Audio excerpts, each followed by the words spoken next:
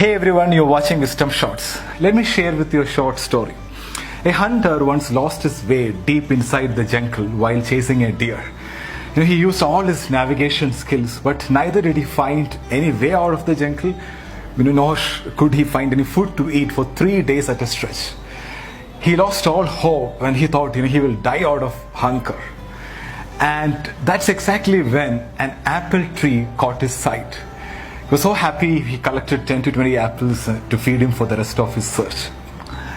As he ate the first apple, his joy knew no bounds. He just couldn't stop feeling grateful and blessed. But he thanked life, he thanked God. He was very happy. He could not believe his luck when he ate the first apple. But he was less grateful while having the second apple. And even lesser grateful when he had the fifth apple. Somehow, with each passing apple, the joy kept on reducing drastically.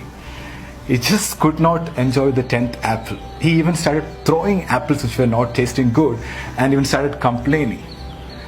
He had already taken for granted the gift of having found an apple tree in the middle of a forest after 3 long days of wandering with hunger.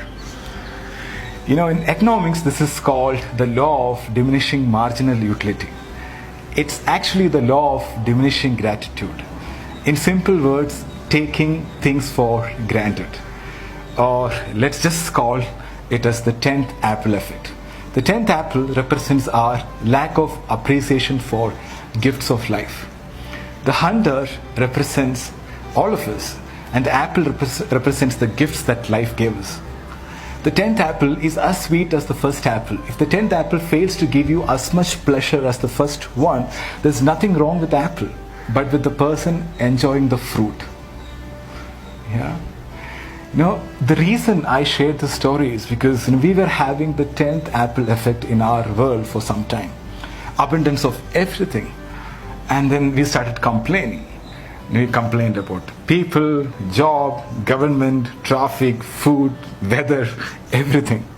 But during this lockdown, I'm sure that most of you started appreciating a lot of things in life. Things which we took for granted. Even small things like, it's so nice to talk to a human being. And I'm so glad that, we got vegetables to cook today. Or thank God I'm healthy and safe. Things like that. We never, had this kind of thoughts 2 months back. The present situation is shaking us and showing us that we are dependent on something bigger than what we think. And we have to be grateful for all the blessings. Now we started appreciating the luxury we lived in. The abundance of food, products, freedom,